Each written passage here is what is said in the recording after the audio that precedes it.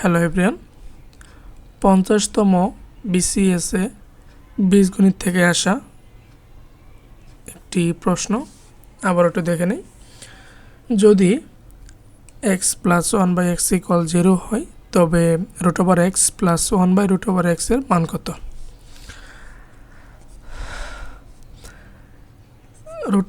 √x plus 1/√x এর মান বের করতে বলছে।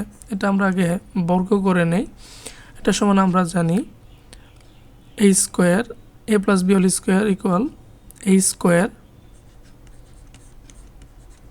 Plus 2 into a into b 1/√x plus b square 1/√x whole square. স্কোয়ারের রুট ওভার কাটা যাবে, থাকবে শুধু x প্লাস 2 প্লাস 1/x থাকবে। প্রশ্নে দেওয়া আছে x প্লাস 1/x এর মান, তাহলে এটার মান হলো 0 আর বাকি থাকে হচ্ছে 2।